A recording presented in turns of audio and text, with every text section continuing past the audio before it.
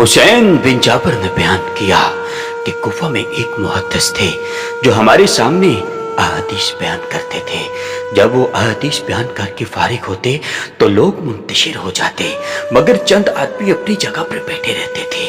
ان میں ایک ایسا شخص بھی تھا جو بڑی عجیب و غریب باتیں کرتا تھا۔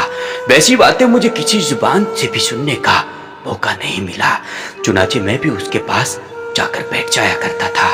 ایک دن میں نے اس شخص کو اپنی جگہ بیٹھا نہیں دیکھا تو میں نے وہاں موجود ساتھیوں سے پوچھا کہ تم میں سے کوئی اس شخص کو جانتا ہے جو ہمارے پاس بیٹھا کرتا تھا اور بڑی عجیب و غریب باتیں کیا کرتا تھا؟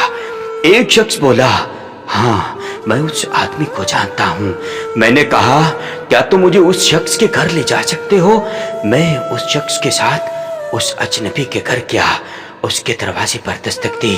اس نے دروازہ کھولا تو میں نے پوچھا، میرے بھائی تم ہمارے درمیان موجود نہیں تھے، کس چیز نے تمہیں اس چیز سے روکے رکھا؟ اس نے کہا، کوئی آنیت، یعنی کہ میرے پاس کپڑے نہیں تھے، اس لیے میں اپنے جسم اور چادر کو نہیں چھپا سکا، جس کی وجہ سے میں تم لوگوں کے درمیان نہیں آیا۔ جب میں نے یہ سنا تو میں نے اپنی چادر اس شخص کو دی اور کہا، جناب یہ چادر اوڑھ لیں۔ وہ شخص کون تھا؟ اصحاب رسول سے اس کا کیا تعلق تھا؟ رسول اللہ نے اس کے بارے میں کیا فرمایا تھا کہ صحابہ اس کی تلاش کرنے لگے؟ اسلام میں صحابہ کی شخصیت نہایت فضیلت والی اور بلند تر ہے، جنہوں نے دین کی خاطر قربانیاں دی اور اللہ اور اس کے رسول کی محبت میں اذیت اٹھا کر اسلام اور اسلام کی سربلندی کی خاطر اپنی زندگیوں کو قربان کر دیا۔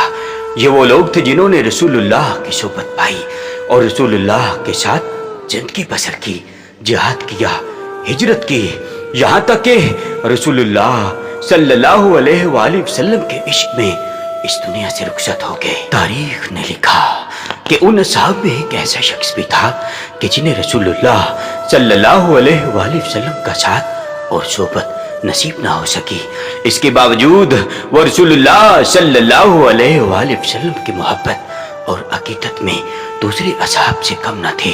خود رسول اللہ صلی اللہ علیہ وآلہ وسلم نے اس شخص کی اتنی فضیلت بیان کی کہ صحابہ اکرام کو ان پر رشک آتا۔ وہ شخص کوئی اور نہیں تھا بلکہ اویس بن عامر کرنی تھا، جن کا تعلق یمن کے کرن قبیلے سے تھا۔ آپ نے رسول اللہ صلی اللہ علیہ وآلہ وسلم کا دور پایا اور اس زمانے میں موجود تھے۔ تاریخ نے لکھا کہ جب اسلام یمن کی سرزمین پر پہنچا تو اویس کرنی نے اس سچے دین کو قبول کر لیا۔ علماء اور محدثین نے اویس کرنی کو تابعین میں شمار کیا اور تمام تابعین کا امام اور سردار قرار دیا۔ امام حاکم نے ایک حدیث نقل کی کہ رسول اللہ صلی اللہ علیہ وآلہ وسلم نے فرمایا کہ تمہارے پاس یمن کے حلیف قبائل کے ساتھ اویس بن عامر آئے گا، اس کا تعلق کرن قبیلے کی شاخ مراد سے ہوگا۔ اسے برس کی بیماری لاحق تھی جو کہ ختم ہو چکی ہے اور صرف 1 درہم کے برابر باقی ہے۔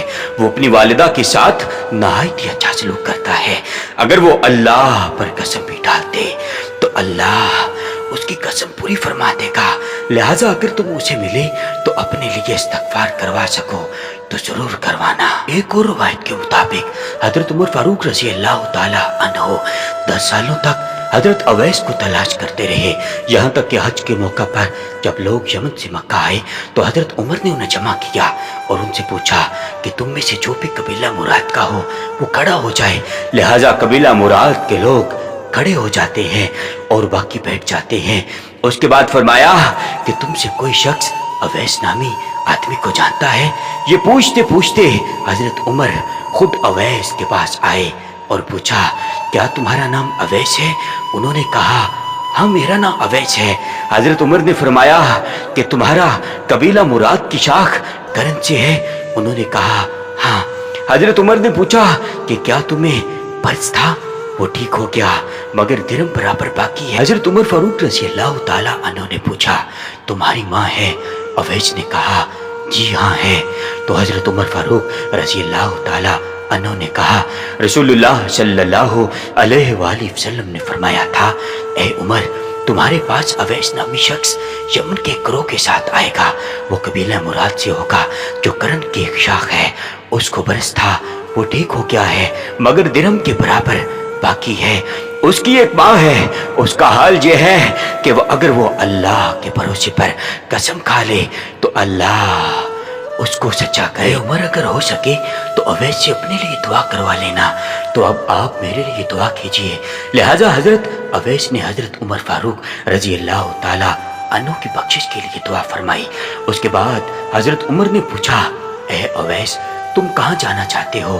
تو اویس کرنی نے کہا، جناب میں کوفہ جانا چاہتا ہوں۔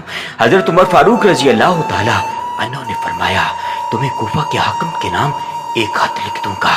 اویس کرنی نے کہا، اے عمر مجھے غریبوں اور خاکساروں میں رہنا اچھا لگتا ہے۔ حضرت اویس کرنی نہایت ہی زاہد اور متقی تھے۔ آپ کے متعلق روایتوں میں آتا ہے کہ آپ کے پاس ایک چادر تھی، جب آپ زمین پر بیٹھتے وہ چادر زمین پر لگتی۔ اس پر وہ کہا کرتے تھے، اے اللہ پاک میں ہر زیرو کے بھوکے اور ننگے ہونے پر تجھ سے معافی مانگے۔ اسی دن شام کے وقت اویس کرنی فرماتے کہ آج کی رات رکوع کی رات ہے، لہذا صبح تک اویس کرنی رکوع کرتے، اور کبھی شام کے وقت کہتے کہ آج کی رات سجدے کی رات ہے، اور ساری رات سجدہ کرتے۔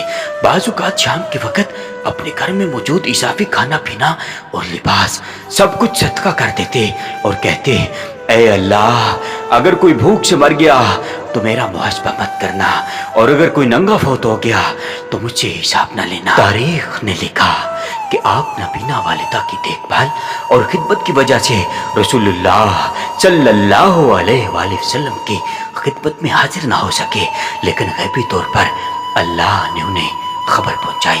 جب علی بن ابی طالب خلیفہ منتخب ہوئے تو اویس کرنی کوفہ منتقل ہو گئے، اور آپ نے امام علی کے ہاتھوں پر بیعت کر کے آل محمد کی خاطر جان نثاری کا عہد لیا، اور آل محمد کی محبت میں آپ نے جنگ صفین میں حضرت علی علیہ السلام کا ساتھ دیا۔ آپ کی حمایت میں میدان جنگ میں اترے۔ 37 ہجری میں جنگ صفین میں آپ کی شہادت ہوئی۔ خود امام علی فرمایا کرتے تھے کہ کریم آقا صلی اللہ علیہ وآلہ وسلم نے ارشاد فرمایا کہ اویس کی موت اللہ کے راستے میں شہادت کی ہوگی، اور بہت سے لوگ بروز قیامت اویس کی شفاعت پائیں گے اور آتش جہنم سے نجات حاصل کریں گے۔